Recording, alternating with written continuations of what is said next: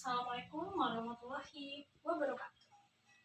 Halo Sobat PPG, saya Nisa Rizky Hayati. Di sini saya akan menyampaikan hasil tugas perkuliahan saya dengan mata kuliah penelitian tindakan kelas yang pada kali ini kita akan membahas seputar tentang apa yang dimaksud dengan penelitian tindakan kelas tersebut. Nah, oleh sebab itu, mari kita simak pemaparan dari saya lewat video berikut ini. Sebelum kita mengenal lebih jauh apa yang dimaksud dengan PTK atau penelitian tindakan kelas, hendaknya kita harus mengetahui sebenarnya apa sih filosofi dari penelitian tindakan kelas itu sendiri. PTK atau penelitian tindakan kelas adalah suatu kegiatan penelitian yang mencermati sebuah kegiatan pembelajaran yang diberikan secara sengaja di dalam sebuah kelas. Tujuan dari adanya PTK itu sendiri adalah untuk memecahkan masalah serta meningkatkan mutu pembelajaran di dalam kelas tersebut. Nah, PTK ini secara sengaja diluncurkan atau diberikan kepada guru, kepada peserta didiknya. Pada intinya, filosofi dari penelitian tindakan kelas itu sendiri adalah bagaimana cara untuk memperbaiki proses serta hasil dalam kegiatan suatu pembelajaran. Oke, di materi selanjutnya kita akan membahas apa sih perbedaan PTK dengan penelitian lainnya. PTK atau penelitian tindakan kelas berupa refleksi untuk mendapatkan data penelitian sehingga dapat dilakukan perbaikan dari tindakan yang sebelumnya sudah diberikan. Sedangkan penelitian lain adalah penelitian yang fokusnya pada responden untuk proses dalam pengambilan data itu sendiri. Nah, jadi dari sini kita bisa melihat bahwa perbedaan PTK dengan perbedaan penelitian lain ini sangat jelas bedanya. Untuk PTK itu sendiri hanya berfokus untuk refleksi diri, sedangkan untuk penelitian lain untuk mengambil responden dari data yang akan diambil. Jadi seperti itu ya. Selanjutnya, kita akan membahas tujuan daripada penelitian tindakan kelas. Nah, penelitian tindakan kelas ini ada 3 tujuan. Yang pertama, untuk meningkatkan mutu dari hasil pendidikan melalui berbagai perbaikan praktik pembelajaran di dalam kelas dengan mengembangkan berbagai jenis keterampilan pada kegiatan untuk meningkatkan motivasi belajar peserta didik. Yang kedua, untuk memecahkan masalah nyata yang terjadi di dalam kelas antara guru dan peserta didik, serta untuk meningkatkan profesionalisme guru dan menumbuhkan budaya di kalangan akademik. Selanjutnya yang terakhir, untuk peningkatan kualitas praktik pembelajaran di dalam kelas secara terus-menerus dan berkelanjutan. Di sini saya akan menjelaskan karakteristik dari penelitian tindakan kelas. Yang pertama, penelitian tindakan kelas hanya dilakukan oleh guru yang memahami proses pembelajaran di dalam suatu kelas perlu adanya sebuah perbaikan. Yang kedua, penelitian tindakan kelas merupakan salah satu indikator dalam peningkatan profesionalisme guru karena memberikan motivasi kepada guru untuk berpikir secara kritis dan sistematis. Dan yang ketiga, PTK ini bersifat fleksibel sehingga mudah diadaptasikan dengan keadaan kelas masing-masing. Karakteristik PTK yang keempat adalah menggunakan metode yang konseptual, yaitu variabel-variabel yang akan dipahami selalu berkaitan dengan kondisi kelas itu sendiri. Yang kelima, dalam pelaksanaannya PTK terbagi dalam beberapa bagian waktu atau yang biasa kita sebut dengan siklus. Dan yang terakhir, yang keenam, PTK tidak diatur secara khusus, tetapi harus disesuaikan dengan program pembelajaran yang sedang berlangsung di dalam suatu kelas tersebut. Nah, mungkin itu karakteristik dari penelitian tindakan kelas. Sobat PPG, udah pada tahu belum kalau model PTK ini terdiri dari banyak sekali model. Nah, yang pertama kita bisa melihat model dari Dave Abboud. Nah, Dave Abboud ini mengedepankan dua hal dalam penelitian tindakan kelas. Yang pertama, beliau sangat memperhatikan logika dari penelitian tindakan kelas itu sendiri. Yang kedua, Abboud menjelaskan atau menjabarkan teori sistem dari subsistem-subsistem atau konseptual menjadi suatu kegiatan yang operasional.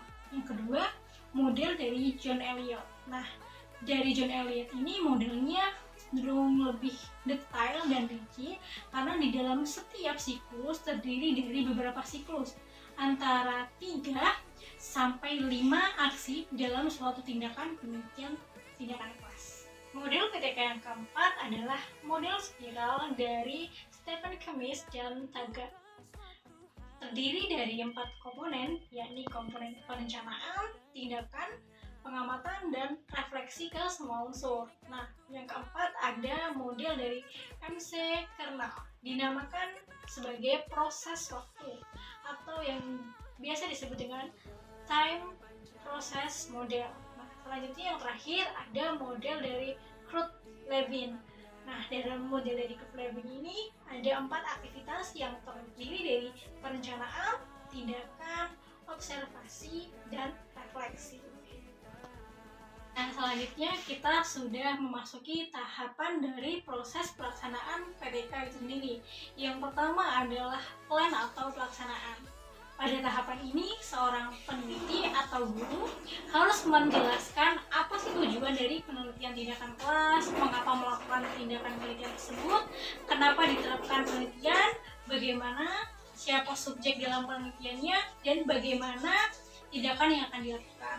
Nah, selanjutnya ada di tahapan action atau pelaksanaan tindakan. Pada tahapan ini kita akan melakukan tindakan di kelas sesuai dengan rencana yang sudah disusun pada tahapan perencanaan atau pada tahap plan. Nah, sebelum kita melakukan, kita harus melihat dulu apakah rumusan masalah dan hipotesis yang sudah kita siapkan pada tahapan perencanaan ini sudah sesuai atau sudah layak atau belum untuk melaksanakan sebuah penelitian tindakan kelas.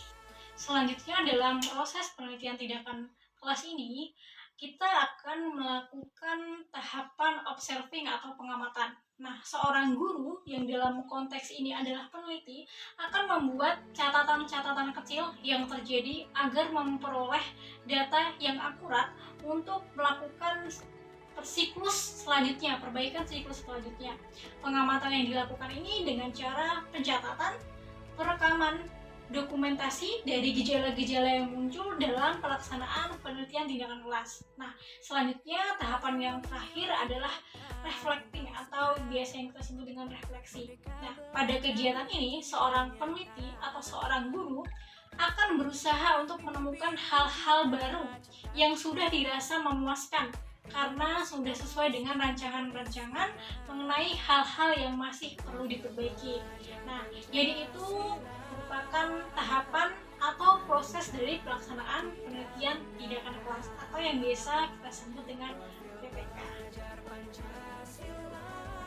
Baik, Sobat PPK semua, sekarang kita akan membahas manfaat dari penelitian tindakan kelas. Nah, perlu kita ketahui bersama, sebenarnya penelitian tindakan kelas ini sendiri tidak hanya memiliki manfaat untuk diri kita sendiri sebagai seorang guru, tetapi juga memberikan manfaat kepada peserta didik kita. Nah, saat ini kita akan membahas tentang manfaat dari penelitian tindakan kelas jika dinilai atau jika dilihat dari sisi guru itu sendiri. Nah, yang pertama, guru memiliki kemampuan untuk memperbaiki proses pembelajaran melalui suatu kajian yang mendalam terhadap apa yang sudah terjadi di kelasnya. Nah, dalam hal ini, keberhasilan dalam perbaikan ini digunakan untuk menimbulkan rasa puas kepada sosok guru atau seorang guru karena dia telah melakukan sesuatu hal yang bermanfaat bagi peserta didiknya melalui kegiatan atau proses pembelajaran yang dikelolanya pada saat melaksanakan penelitian tindakan kelas tersebut. Manfaat selanjutnya, dalam melaksanakan penelitian tindakan kelas, guru dapat berkembang dan meningkatkan kinerjanya secara profesional karena guru sudah mampu menilai, mampu memberikan refleksi diri, dan mampu memperbaiki pembelajaran dan kegiatan yang dikelolanya. Dalam hal ini, guru adalah seorang praktisi yang sudah merasa puas terhadap apa yang dikerjakannya selama ini. Namun juga sebaiknya seorang peneliti di dalam bidangnya harus selalu ingin melakukan perbaikan-perbaikan dalam suatu tindakan yang dilakukannya. Nah, itu merupakan beberapa manfaat dari adanya penelitian tindakan guru jika kita tinjau dari manfaat sisi guru itu sendiri. Nah, lantas bagaimana manfaat penelitian tindakan kelas jika kita lihat dari sisi peserta didiknya? Manfaat dari penelitian tindakan kelas jika kita tinjau pada segi peserta didik itu sendiri memberikan manfaat, salah satunya dengan adanya pelaksanaan PDK, kesalahan dan kesulitan dalam proses pembelajaran baik itu secara strategi, teknik, dan konsep lainnya, kita akan dengan cepat mendiagnosis atau menganalisis sehingga kesalahan atau kesulitan tersebut tidak akan berlarut-larut. Nah, jadi jika ada suatu kesalahan yang terjadi akan segera kita perbaiki dan pembelajaran akan mudah dilaksanakan serta menarik dan tentu saja akan menghasilkan hasil pembelajaran untuk kepada peserta didik. Diharapkan hasil pembelajarannya ini meningkat. Seperti itu. Mungkin itu beberapa manfaat yang bisa saya jabarkan dari adanya penelitian tindakan kelas. Selanjutnya kita memasuki pada tahapan mengenal prinsip-prinsip dalam penelitian tindakan kelas. Nah, prinsip-prinsip dalam penelitian tindakan kelas ini sangatlah banyak. Nah, hal tersebut bisa dapat kita lihat dalam slide berikut ini. Nah, ini merupakan beberapa prinsip-prinsip yang dapat kita lihat dalam proses penelitian tindakan kelas. Nah, ini beberapa prinsip yang bisa saya tampilkan di sini menunjukkan adanya prinsip dalam penelitian tindakan kelas tersebut. Oke, mungkin bisa teman-teman baca dan teman-teman pahami terkait prinsip-prinsip yang ada dalam penelitian tindakan kelas. Nah, poin-poin ini bisa kita baca bersama-sama dan kita renungkan, oh ternyata seperti ini ya prinsip-prinsip dalam pelaksanaan penelitian tindakan kelas.